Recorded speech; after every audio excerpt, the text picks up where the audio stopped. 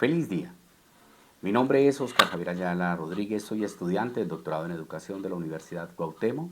Esta asignatura, Entorno y Comportamiento Humano, y la presente es la participación en el foro Análisis del Comportamiento Humano. En él vamos a estudiar qué es el entorno y el comportamiento humano. Nos vamos a direccionar gracias a 4 índices, que serían, primero, ¿cuál es la diferencia entre comportamiento, conducta y acción?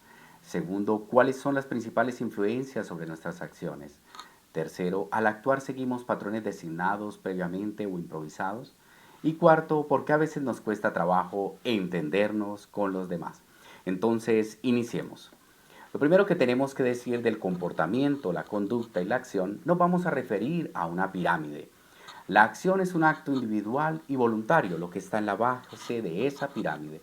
La conducta es el conjunto de acciones observables que nacen de interacciones biológicas innatas como el carácter del individuo y estímulos externos, el entorno donde se desarrolla ese medio ambiente social.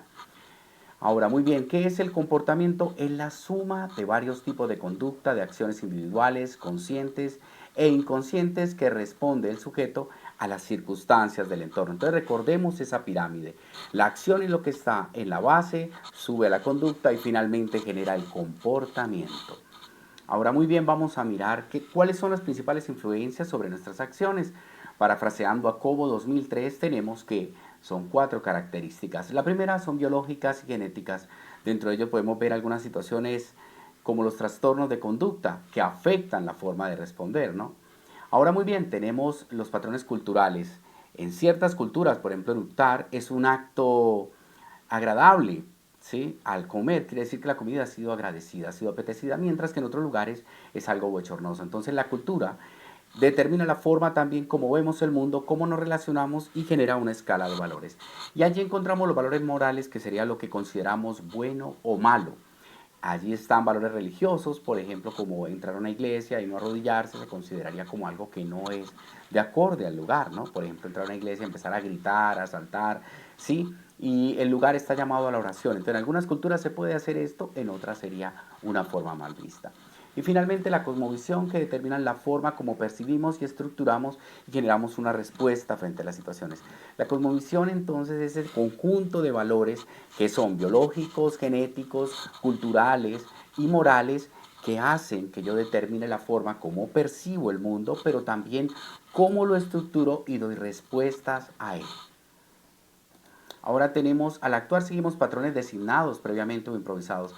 Allí quiero que hagamos hincapié en esta imagen. Vamos a ver que es algo improvisado porque una situación se presenta, pero ¿por qué improvisamos? Con razón, porque hay unos patrones, hay algo que ya se ha generado y existe una razón frente a nuestro comportamiento. Por ejemplo, si vemos una situación de peligro, lo más lógico es que corramos de allí, ¿sí? O intentemos actuar para evitar el peligro para nosotros. Ahora, ¿por qué a veces nos cuesta trabajo entendernos con los demás? Deseo que veamos esta imagen que está allí. Estamos en rojo, es la cosmovisión, la forma como veo el mundo, como yo la determino, la analizo y lo resuelvo. Allí hay 4 o más grupos de personas que están interactuando entre sí. Por eso es importante la frase de Jean-Paul Sartre. El infierno son los otros, diría él, porque solo los otros nos hacen interpelarnos sobre nuestra escala de valores y la forma como vemos el mundo. Deseo terminar esta con una conclusión muy importante para mí en la parte educativa. Y puedo decir que la educación es la clave para generar un cambio, un conjunto de acciones positivas, capaces de modificar la conducta humana y conllevar a las personas a tener una conducta más integral e inteligente emocionalmente frente a otros, promoviendo valores como la empatía, la gratitud, la honestidad y la solidaridad.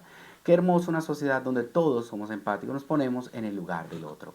Para cerrar con una frase linda de Alberto Masferrer, que creo que considero cierra todo nuestro análisis. Dice, hay una ciencia que debe ocupar toda la vida del hombre, desde su razón despierta hasta que deja de vivir. Tal es la moral o ciencia de la conducta, la más práctica e interesante de todas, pues de su conocimiento y aplicación depende que la humanidad avance o retroceda. Solo la educación nos permite generar grandes cambios en las acciones que modifican la conducta y finalmente el comportamiento de las personas. Y para terminar nuestra bibliografía, muchas gracias, muy amables.